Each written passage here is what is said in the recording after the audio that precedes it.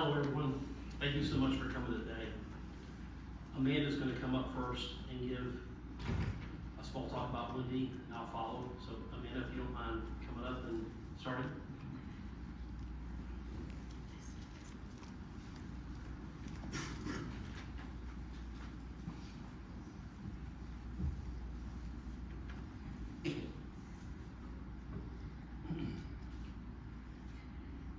I'm going to read a letter that Wendy's sister, Susan, sent from the family in the UK. And so this is the letter from her. I'm reading it as I would be Susan. And she said, as you are gathered here today to remember Wendy, we would like to say hello to you all here in the UK. There are a lot of us sharing this painful day with you, but please do give us a wave as we are sending hugs and prayers. I am her sister Susan, and I am writing this on behalf of Wendy's UK family, mum and dad, sister, brother-in-law, mother-in-law, aunties and uncles, nieces, and many, many friends. Wendy had her amazing UK life and then embarked on her wonderful US era in 1996, which you were all part of. Growing up in Ashton-under-Lyne meant she had the best of both worlds. Fantastic Peak District countryside on the doorstep, as well as the bright lights and the fab music of Manchester city centre. So we made the most of our underage clubbing and dancing with fake ID. She had great fun going on our many family holidays to Cornwall, Anglesey, Scilly Isles, Colwyn Bay, and Blackpool with our grandma, and then her own family trips to France and even Goa. Wendy had 2 grandmas, lots of aunties, uncles, and cousins with us, all using any excuse for family celebrations, get-togethers, and parties. And family Sunday lunches, as you know, always remained a vital part of her life. Wendy became an expert on cricket and tennis.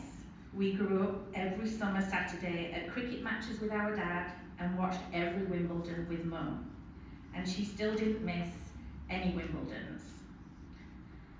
Family treks around Dovestones and the hilltop tower of Hart's Head Pike were probably endured at the time, but Wendy did make a final visit to the Pike when here in 2024, as it was clearly a favourite family place. Wendy went to St James Primary School, Hart's Head School, and Hyde College to do her A-levels. English literature, her talent. She was hardworking and always liked having a proper job. University, not her choice. In 1978, as 16 and 18-year-olds, we started our biggest adventures traveling on the Magic Bus from London to Athens. It took 3 days to get there. We did this again in 79 and 81. We went Greek island hopping for weeks on end. No mobile phones to track us then, and with our brave mum and dad allowing us to roam free, just one landline call a week to say hello and we were alive. Wendy was a really cool hippie punk chick with lots of admirers and boyfriend candidates. However, she only had eyes for Mark.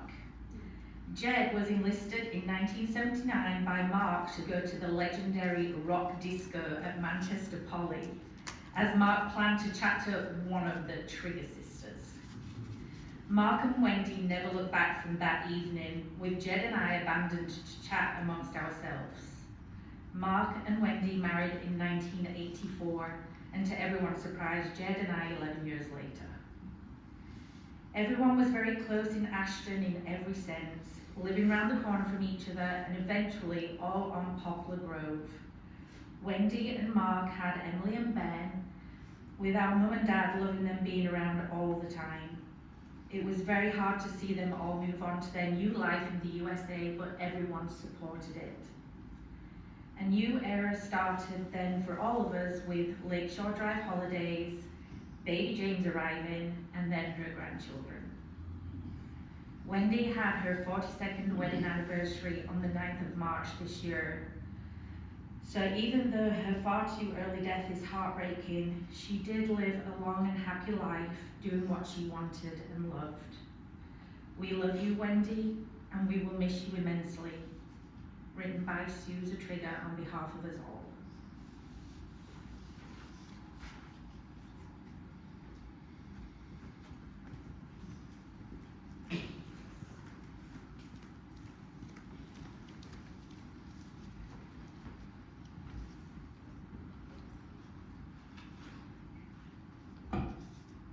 Thank you, Amanda. I also want to take a moment to talk about Wendy. Someone who meant so much to all of us, especially me. From the very beginning, Wendy welcomed me in a way that felt genuine and easy. As a son-in-law, she made me feel like part of the family. And that was something I was always grateful for.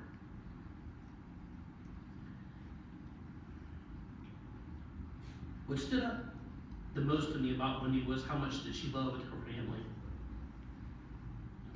And it was especially true when it came to her children, Emily, Ben, and James. She would drop anything to help them out at any time, at any moment. No questions asked. If Emily needed help with the kids, she was there. Whether it was picking them up from school or whatever Emily needed her to do, she was there. Same thing with Ben, same thing with James. Whatever they needed, she would show up and she would be there. That's who she was. She loved the grandchildren very much. Charles, Thomas, and Amelia. She had a way of making them feel completely special. At Christmas, she would go overboard with gifts.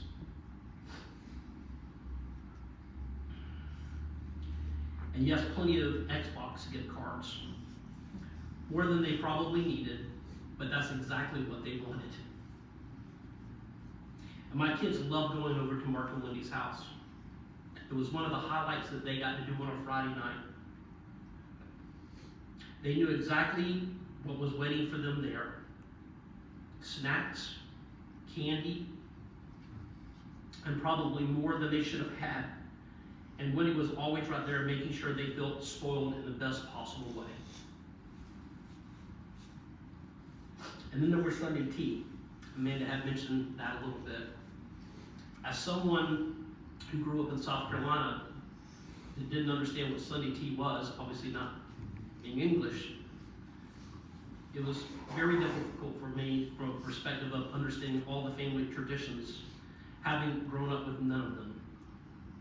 And I came to love all of them.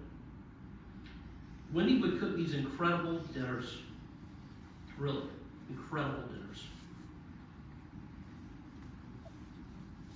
It was more than a meal. It was things like fruit, shrimp, meat, stuffed mushrooms, anything you could think of as an appetizer. Then came the main.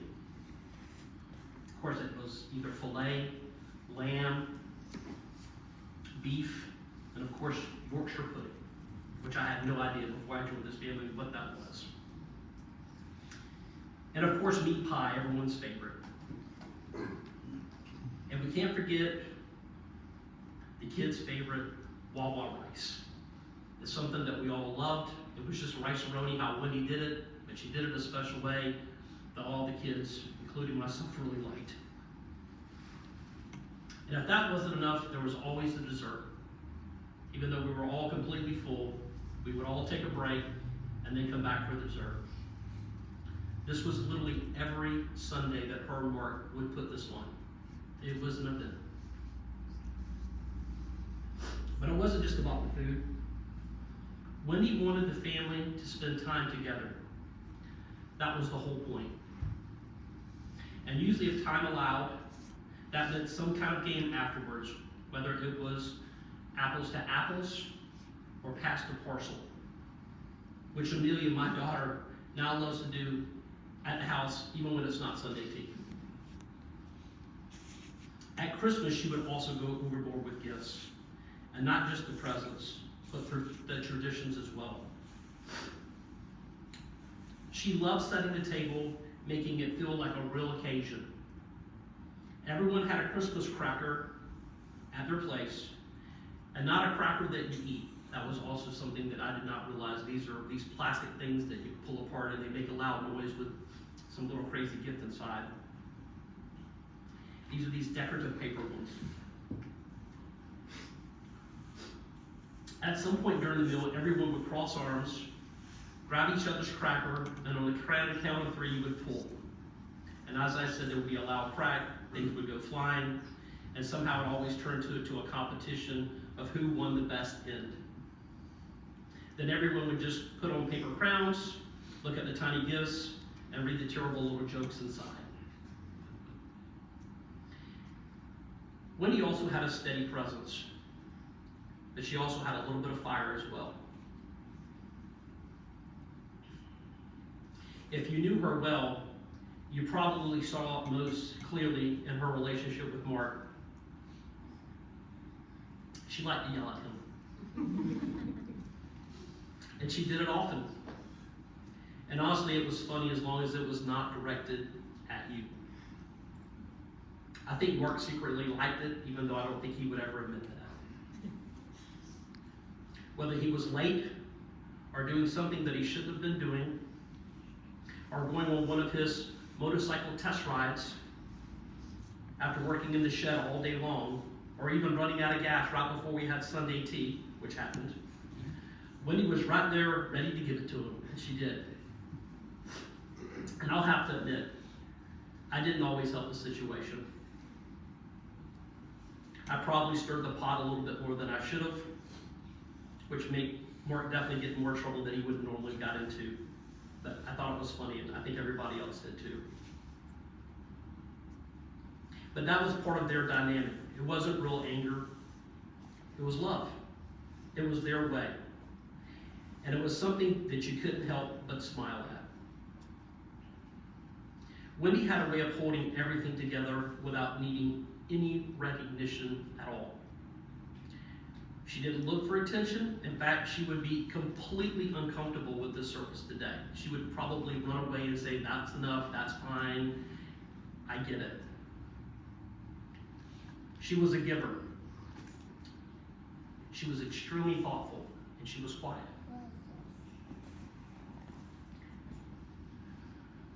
And of course, many of us think of Wendy in her garden.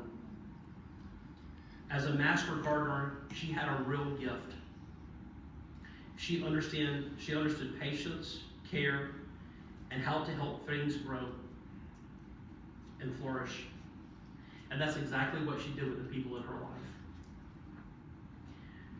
Wendy leaves behind a legacy of love, family, generosity, humor, and just the right amount of fire to keep things interesting.